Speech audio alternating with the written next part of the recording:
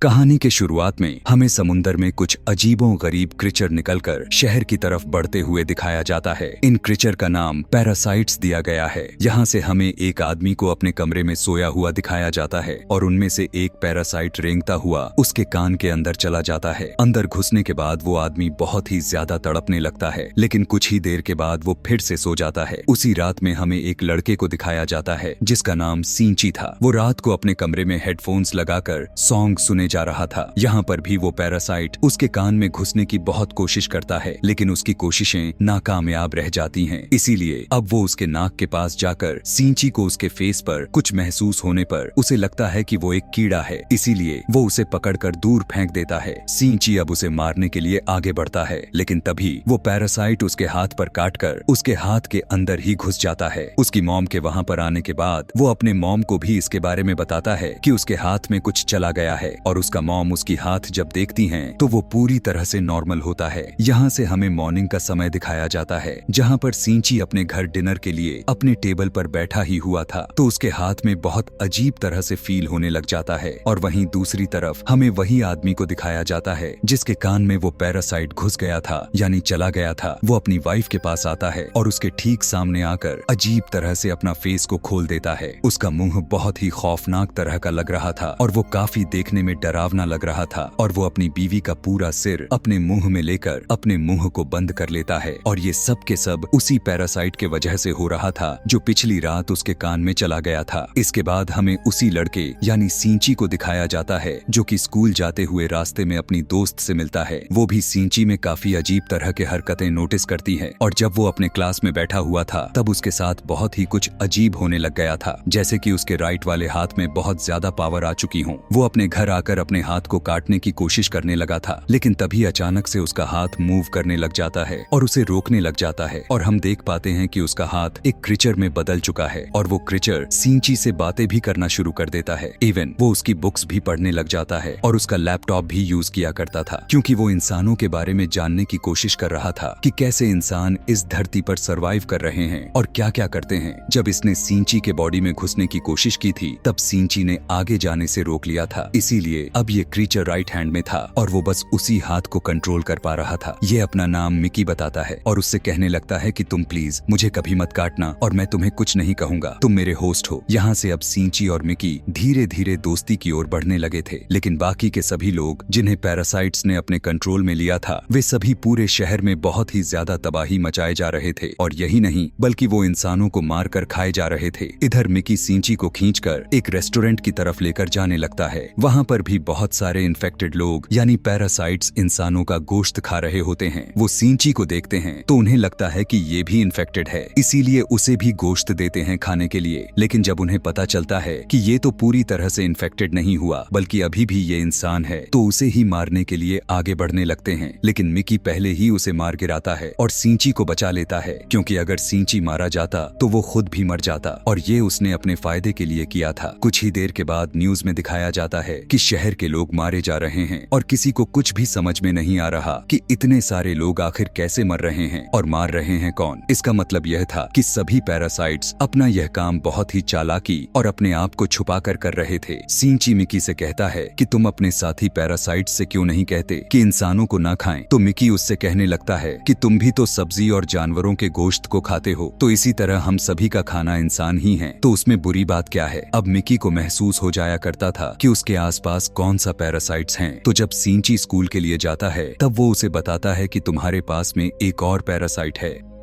और वो कोई और नहीं बल्कि वो उसकी टीचर ही थी। वो टीचर भी जब सींची को देखती है तब उसे भी पता चल जाता है कि वो भी इन्फेक्टेड है, लेकिन वो उसे कहती है कि तुम्हें मुझसे डरने की कोई जरूरत नहीं है, क्योंकि मैं इंसानों को किसी भी तरह का नुकसान नहीं पहुंचाती, बल्कि मैं उन्हीं के तौर तरीके इसलिए पढ़ रही हूँ ताकि इंसानों जैसा व्यवहार मुझ में भी आ जाएंगे और हमेशा के लिए मुझ में ही रहे। वो उसे 2 और पैरासाइट्स के पास लेकर जाती है। उनमें से एक स्टूडेंट्स होता है और एक पुलिस ऑफिसर था। वह बताती है कि यह पुलिस ऑफिसर मेरा हस्बैंड है, है और हमारी बेबी होने वाला है और वो बेबी बिल्कुल नॉर्मल इंसान ही होगा, तो हम भी नॉर्मल इंसानों के जैसा ही रहना चाहते हैं। हम किसी को नुकसान नहीं पहुंचाना चाहते और ना ही हम किसी को सरेआम नहीं मारना चाहते, लेकिन हम सबसे बचते बचाते हुए गोश्त खाना चाहते हैं। तो क्या अब तुम हमारा ग्रुप ज्वाइन करोगे? लेकिन फिर भी मिकी उसकी इस बात पर बिल्कुल भी तैयार नहीं हो रहा था। अगले दिन वही पुलिस ऑफिसर उन लोगों के पास आता है। तब मिकी सींची को बताता है कि यह हमें मारने आया है, क्योंकि उसे पता चल चुका है कि उस दिन होटल में हमने एक पैरासाइट को मारा था। अभी वो कह ही रहा था कि तभी अचानक से वो पुलिस ऑफिसर यानी पैरासाइट उस पर अटैक कर देता है और मिकी के साथ सींची भी उस पुलिस ऑफिसर से लड़ता है और उसे वहाँ पर मार देते हैं। जब सींची अपने घर पर आता है तब उसे बहुत ही बुरा लग रहा था कि आज उसने किसी की मर्डर कर दिया है, लेकिन इधर हम देख पाते हैं कि पुलिस ऑफिसर के बॉडी से वो पैरासाइट निकलकर किसी और के बॉडी में चला जाता है और वो कोई और नहीं बल्कि सींची की माँ थी और वो सींची को मारने के लिए उसकी तरफ बढ़ रही थी। मिकी सींची से कहता है कि ये तुम्हें मारने चाहती है। तब सींची मिकी से कहा कि खबरदार, अगर तुमने मेरी माँ के साथ कुछ किया तो, क्योंकि वो अपनी माँ से बहुत प्यार करता था और वो यह बिल्कुल भी नहीं चाहता था कि उसकी माँ मरे। लेकिन देखते ही देखते उसकी माँ का सर भी बाकी के पैरासाइट्स की तरह ही खुलना शुरू हो जाता है और वो सींची पर अटैक कर देती हैं। सींची का बहुत ज्यादा खून निकलने लगता है और वो मरने ही वाला था। लेकिन अगली सुबह हम देख पाते हैं कि वो दोबारा से उठकर खड़ा हो जाता है। तब मिकी उससे कहने लगता है कि तुम बहुत ही ज्यादा इंजर्ड हो चुके थे, लेकिन मैं अपने सेल्स से तुम्हें पूरी तरह से ठीक कर दिया। लेकिन यहाँ पर बुरी बात तो ये था कि अब सींची के बॉडी में मिकी के सेल्स चले गए थे और अब वो पूरी तरह से इन्फेक्टेड हो चुका था। अब सींची अपने माँ को ढूंढने के लिए जाता है, लेकिन उसकी माँ कहीं पर भी मिल नहीं रही थी। तो वो उस टीचर के पास जाता है और पुलिस ऑफिसर के बारे में पूछता है, लेकिन वो टीचर भी उसे कुछ नहीं बताती। यहाँ पर मिकी उसे बताता है कि मुझे अब दिन में 4 घंटे सोने की जरूरत है और उस समय मैं तुम्हें बचा नहीं पाऊंगा, यानी तुम्हें अकेले ही लड़ना होगा। लेकिन वो सींची के बॉडी में था तो सींची के अंदर मिकी के क्वालिटीज भी आने शुरू हो चुके थे। खैर, आगे हमें देखते हैं कि वही स्टूडेंट जिसे टीचर ने दिखाया था, जो कि अब पैरासाइट बन चुका था, वो भी सींची के स्कूल में एडमिशन ले लेता है और वो सींची का दोस्त बनने का ड्रामा करने लगता है। लेकिन धीरे धीरे सभी को पता चल जाता है कि वो एक पैरासाइट है, जिसके बाद वो स्टूडेंट उन सभी लोगों को जान से मार देता है। इसके बाद वो सींची के दोस्त को मारने के लिए आगे बढ़ता है, लेकिन सींची अपने दोस्त को उठाकर बिल्डिंग से जंप लगा देता है कि तभी वहीं पर वो टीचर भी आ जाती है, क्योंकि वो तो चाहती ही है कि सभी स्टूडेंट्स मर जाएं, क्योंकि इसकी वजह से उसका भी राज खुल सकता था। वो वहां पर ब्लास्ट करती है, लेकिन उसे कुछ भी नहीं होता। ब्लास्ट के बाद वहां पर पुलिस भी आ जाती है, लेकिन वो पुलिस को भी मार देता है। अब मिकी सींची को बताता है कि वो बिल्डिंग के छत पर है, इसीलिए सींची बिल्डिंग के छत पर जाकर एक एरो से उसे मार देता है। इसके बाद सींची उस टीचर के पास जाता है और उस पुलिस ऑफिसर का एड्रेस पूछने लगता है जहां वो पैरासाइट था, और टीचर भी उसे बड़ी आसानी से वो एड्रेस दे देती है। उस पुलिस ऑफिसर की पैरासाइट अब भी उसके माँ के अंदर ही था, लेकिन यहाँ पर मिकी के सोने का वक्त हो जाता है। तो इसका मतलब ये था कि सींची को अपने माँ यानी उस पैरासाइट से अकेले ही लड़ना था। उस पैरासाइट से लड़ते हुए सींची जैसे तैसे करके उसकी गर्दन ही काट डालता है, जिसके बाद उसकी माँ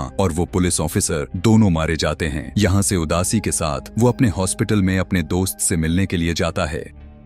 सींची और मिकी दोनों बातें कर रहे होते हैं, जिसमें सींची कहता है कि मैं एक एक करके सभी पैरासाइट्स को मार डालूंगा। कि तभी हम देख पाते हैं कि कोई उसकी पिक्चर्स ले रहा होता है, यानी वो जरूर कोई जासूस ही था। यहीं पर इस कहानी का पार्ट 1 खत्म हो जाता है। यहाँ से अब मैं इस कहानी का पार्ट 2 एक्सप्लेन करने वाला हूँ। पार्ट 2 में उस एक्सीडेंट के कुछ महीनों के बाद का सीन दिखाया जाता है, जहाँ पर आर्मी को पता चल जाता है कि इस शहर में कुछ पैरासाइट्स हैं जो लोगों पर अटैक करके उन्हें मार कर खाए जा रहे हैं। तो इसीलिए वो लोगों को बचाना चाहते थे। फिर वो एक जेल से एक सीरियल किलर को ले आते हैं जो पहचान सकता था कि पैरासाइट कौन है और नॉर्मल ह्यूमन कौन है। उसके सामने एक एक करके लोगों को लाया जाता है तो वो सभी को नॉर्मल बता देता है, लेकिन जब उसके सामने सींची आता है तो वो सोच में पड़ जाता है और काफी सोचने के बाद वो कहता है कि ये भी नॉर्मल है। यहाँ से सीधा सींची अपने घर जा रहा होता है। तब मिकी उसे बताता है कि हमारे आसपास एक पैरासाइट है जो बहुत ही करीब है। उसे ढूंढते हुए वो पास के एक बिल्डिंग में जाते हैं, जहाँ पर वो पैरासाइट एक इंसान का गोश्त खा रहा था। जब वो पैरासाइट सींची को देखता है तब वो उसकी तरफ बढ़ता है, लेकिन मिकी अचानक से उस पर अटैक करके उसे मार डालता है। वहाँ पर उसे फील होने लगता है कि जैसे उसके पीछे कोई है और ये इंसान कोई और नहीं बल्कि वही आदमी था जो इस कहानी के पार्ट 1 के एंड में सींची और मिकी की फोटो खींच रहा था। यहीं पर हमें इस शहर का मेयर को भी दिखाया जाता है जो कि पैरासाइट्स के फेवर में बोलता था और वो बहुत ही ज्यादा बुरा आदमी भी था। यहाँ पर हमें पता चलता है कि वो टीचर भी उसी के साथ साथ मिली हुई थी। वहीं पर हम देखते हैं कि उस टीचर का बेबी भी जन्म ले चुका था, जो कि बिल्कुल नॉर्मल था। वो मेयर जान गया था कि सींची पैरासाइट्स को मारे जा रहा है, इसीलिए वो सींची को खत्म करने का डिसाइड करता है। लेकिन टीचर उसे ऐसा करने से मना करने लगती है। वो कहती है कि सींची और मिकी आपस में जुड़े हुए हैं और मैं देखना चाहती हूँ कि आखिर ये कैसे एक साथ जुड़े हुए हैं, और अगर तुम सींची को मारोगे तो हमारा पैरासाइट मिकी भी मारा जाएगा। और इसीलिए उसी ने सींची के पीछे एक जासूस को लगाया हुआ था ताकि उस पर नजर रख सके। सींची क्लास अटेंड करने के लिए जा ही रहा होता है कि तभी उसे फिर से फील होता है कि उसके पीछे कोई तो है। वो जासूस उसकी सारी बात को सुनकर उससे कहता है कि तुम्हें अपने बारे में पुलिस को बता देना चाहिए। तब सींची उससे कहता है कि नहीं, पुलिस में अभी भी बहुत सारे पैरासाइट्स भरे पड़े हैं। सींची को भी पता चल गया था कि इस जासूस को उसके पीछे किसी और ने नहीं बल्कि उसी टीचर ने लगा रखा है। इसीलिए वो टीचर के पास जाकर कहने लगता है कि तुम ये सब क्या कर रही हो, ये सब करना बंद क्यों नहीं कर देती। उसके जवाब में वो टीचर भी कहती है कि तुम भी तो हमारे पैरासाइट्स मारते जा रहे हो, वो तो सभी अभी इंसानों को खाने के लिए सीख रहे हैं और कुछ देर के बाद वो उनको मारना भी बंद कर देंगे। उसकी बात सुनकर सींची एकदम से चुप हो जाता है और उस जासूस के पास जाकर कहता है कि वो टीचर बहुत ही ज्यादा खतरनाक पैरासाइट है, वो किसी भी वक्त तुम्हें भी मार सकती है, इसीलिए तुम भी उससे दूर रहो। लेकिन जासूस उसकी बातों पर जरा सा भी ध्यान नहीं देता। यहाँ से सीन शिफ्ट हुआ और हमें अगले दिन उसी जासूस को दिखाया जाता है जो उस मेयर से मिलने के लिए गया था। उसे सींची की बातों को टेस्ट करना था कि वो सच कह रहा था या नहीं, इसीलिए वो मेयर के रूम में वॉइस रिकॉर्डिंग सेटअप कर रखा था। लेकिन मेयर को इस बारे में पता चल जाता है और जासूस को मारने का ऑर्डर दे देता है। वो कुछ पैरासाइट्स को उसके घर पर भेजता है उसे मारने के लिए, लेकिन वो अपने घर पर नहीं होता तो वो उसकी बेटी को ही मार देते हैं। यहाँ दूसरी तरफ सिंची को मिकी बताता है कि अब तुम पर 5 पैरासाइट्स अटैक करने के लिए आ रहे हैं। एक आदमी दौड़ते हुए उसकी तरफ बढ़ता है और उसी के अंदर 5 पैरासाइट्स थे। मिकी और सिंची दोनों उससे फाइट करते हैं और उसका सर ही उड़ा देते हैं। उन्हें लगने लगता है कि अब ये मर चुका है, लेकिन अभी तो सिर्फ एक ही पैरासाइट मारा गया था और 4 अभी भी बाकी थे। बाकी के पैरासाइट्स उसके हाथ में आ जाते हैं और उसे कंट्रोल करना शुरू कर देते हैं। यहाँ पर टीचर मेयर से कहती है कि जब मैंने तुम्हें मना किया था कि तुम उस लड़के यानी सिंची को और उस जासूस को मारने के लिए पैरासाइट्स नहीं भेजना था, तो तुमने ऐसा क्यों किया। अब मेयर ने यहाँ पर नोटिस किया कि इस टीचर के दिल में माँ बनने वाली इमोशन वापस आ रहे थे और यह बात उसे बिल्कुल भी अच्छा नहीं लगता। इसीलिए वो अब उसी टीचर को मारने के लिए 3 और पैरासाइट्स भेजता है। लेकिन क्योंकि वो भी तो एक पैरासाइट ही थी तो उसे तुरंत पता चल जाता है कि कोई उसे मारने के लिए आ रहा है। इसीलिए उन्हें अपने जाल में फंसाने के लिए एक पार्किंग लॉट में बुलाती है और उन तीनों से अकेले ही फाइट करके उन्हें जान से मार देती है। लेकिन जब वो घर आती है तब वो देखती है कि उसका बच्चा तो वहाँ पर है ही नहीं। वहीं पर उसे एक नोट मिलता है जिस पर लिखा हुआ था कि तुम्हारा बच्चा अब मेरे कब्जे में है, इसीलिए तुम मुझसे मिलने के लिए ब्रिज पर आओ। और वो नोट किसी और का नहीं बल्कि उसी जासूस का था। वो टीचर की बेबी को मारकर अपनी मरी हुई बेटी का बदला लेना चाहता था। टीचर भी घबराते हुए सिंची को अपने साथ लेकर गई थी। तब सिंची उसे बताता है कि तुम्हें इसे मारकर कुछ नहीं मिलेगा क्योंकि यह बेबी एक नॉर्मल इंसान है। इसी दौरान वहाँ पर बहुत सारी आर्मी भी आ जाती है और उन्हें पता चल जाता है कि मेयर ने अपने बिल्डिंग के अंदर बहुत सारे पैरासाइट्स छुपा कर रखे हुए हैं। इसीलिए वे लोगों को उस बिल्डिंग से एक एक को स्कैन करके बाहर निकाल रहे थे और जो भी पैरासाइट्स था उन्हें शूट करके मार दिए जा रहे थे। सीरियल किलर भी वहीं पर था। मेयर को स्टेज पर स्पीच करता हुआ देखते हैं जो सभी से कह रहा था कि असली मॉन्स्टर्स कोई और नहीं बल्कि खुद इंसान ही हैं जो कि पैरासाइट्स को बिना वजह ही मार रहे हैं। उसकी इतनी सी बात की वजह से सारे आर्मी वाले उसे शूट करके भून देते हैं जिससे उसकी भी मौत हो जाती है कि तभी उसी में खड़ा सीरियल किलर चिल्लाकर कहने लगता है कि ये तो बस एक इंसान था, ये तो पैरासाइट्स का साथ दे रहा था। लेकिन जब वो पीछे मुड़कर देखते हैं तो वही आदमी खड़ा होता है जिसके अंदर 5 पैरासाइट्स थे। सभी लोग उसे शूट करके मारने की कोशिश करते हैं लेकिन उसे कुछ नहीं होता। इधर वो जासूस उस बच्चे को नीचे फेंकने ही वाला था कि तभी टीचर अपने बच्चे को बचाने के लिए मजबूरी में उसे पैरासाइट बनना पड़ जाता है और वो अपना एक हाथ निकालकर उस जासूस के चेस्ट में घुसा देती है जिसकी वजह से सबको पता चल जाता है कि वो भी एक पैरासाइट है। पुलिस भी अब उस पर शूट करने लगती है और टीचर को काफी अच्छे से पता चल चुका था कि अब उसकी जान नहीं बचने वाली, तो वो अपने बेबी सिंची को देने के लिए उसके पास आती है। जैसे ही वो अपने बच्चे को सिंची के हाथ में देती है बहुत ज्यादा गोलियां लगने की वजह से उसकी फौरन डेथ हो जाती है। यहाँ पर सिंची को अपनी माँ भी याद आने लग जाती है और उसमें इंसानों वाली फीलिंग्स दोबारा से आना शुरू हो जाती हैं। इधर से पुलिस इन्वेस्टिगेशन करने के लिए सिंची को अपने साथ ले जाती है, लेकिन साथ ही उन्हें खबर मिलती है कि उस आदमी ने जिसके अंदर 5 पैरासाइट्स थे सारे के सारे आर्मी को मार गिराया है। इसीलिए सिंची फौरन से कार से वहां पर जाता है और वही पैरासाइट उसकी कार के ऊपर हमला करके उसकी कार का एक्सीडेंट कर देता है। किसी तरह करके वो अपनी और मिकी का जान बचाकर जंगल में भाग जाता है। मिकी सिंची से कहने लगता है कि जब तक तुम मेरे पास हो उसको पता चल जाएगा कि हम कहाँ हैं, इसीलिए तुम मुझसे अलग हो जाओ प्लीज। कि तभी वहां पर 5 पैरासाइट्स वाला आदमी आ जाता है और फौरन उन पर अटैक कर देता है। अब क्योंकि सिंची और मिकी में काफी गहरी दोस्ती हो चुकी थी, इसीलिए दोस्ती के नाते मिकी अपनी कुर्बानी दे देता है, यानी अपनी जान को सेक्रीफाइस कर देता है और उसके बॉडी से अलग हो जाता है और सिंची को वहां से भाग जाने के लिए कहता है और मिकी को वो पैरासाइट मार देता है, जिस पर सिंची काफी उदास हो जाता है और फिर अपने दोस्त की घर की तरफ जाता है। वो उसका बहुत ख्याल रखती है। सिंची लेटा हुआ था कि तभी वो देखता है कि उसके एक हाथ में से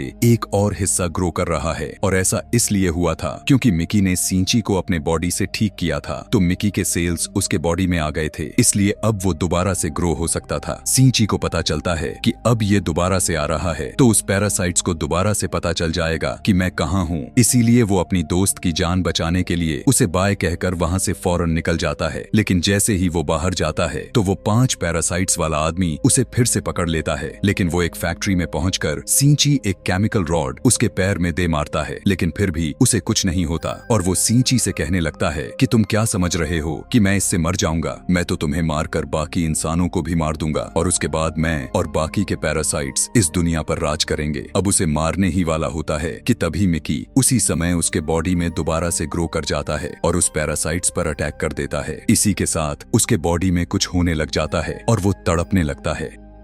तब मिकी सिंची को बताता है कि जिस रॉड से तुमने इसको मारा था उस पर बहुत सारे केमिकल्स लगे हुए थे और उसी केमिकल की वजह से वो सभी 5 पैरासाइट्स उसके बॉडी में अब नहीं रहना चाहते और एक एक करके सारे पैरासाइट्स उसकी बॉडी छोड़ देते हैं और अब सिर्फ उसकी बॉडी का ढांचा ही बाकी रह गया था। तब सिंची उस ढांचे को उठाकर सीधा आग में फेंक देता है, जिससे अब फाइनली उसकी डेथ हो ही जाती है। यहाँ से सीधा हमें काफी दिनों के बाद का टाइम दिखाया जाता है जब सब कुछ नॉर्मल हो चुका था और मिकी सिंची से कह रहा था कि इस दुनिया में अब कोई भी पैरासाइट्स नहीं रहा, तो इसीलिए हमें भी साथ रहना नहीं चाहिए, मैं तुमसे अलग हो जाऊंगा। लेकिन सिंची उसे ऐसा करने से मना तो करता है, फिर भी मिकी खुद ही अपने आप को खत्म कर लेता है और वापस से सिंची की हाथ नॉर्मल यानी अपनी फॉर्म में आ जाता है, जिसे देखकर सिंची बहुत ही ज्यादा उदास हो जाता है और मिकी को मिस करने लगता है। यहाँ से हमें दिखाया जाता है कि काफी सारे टाइम गुजर गए होते हैं सिंची और उसके दोस्त काफी अच्छी जिंदगी गुजार रहे थे और उस टीचर के बेबी से भी मिलने के लिए जाया करते थे कि तभी अचानक हम देखते हैं कि वो सीरियल किलर वापस आ गया था और वो सिंची की दोस्त को किडनैप कर लेता है। वो उसके कान में कहने लगता है कि असली मॉन्स्टर इंसान है, लेकिन सिंची की दोस्त असली मॉन्स्टर उसी सीरियल किलर को ही कहती है। अभी वो इतना कही ही थी कि तभी वो सीरियल किलर सिंची की दोस्त को उस बिल्डिंग से सीधा नीचे फेंक देता है, लेकिन सिंची फौरन दौड़कर उसके पास जाता है और अपना हाथ लंबा करके उसे बचा लेता है और यहाँ पर उसे फील होता है कि उसकी मदद मिकी ने ही की है। और इसी के साथ यह कहानी, यह मूवी यहीं पर खत्म हो जाती है, यानी पार्ट 2 भी। Thanks for watching.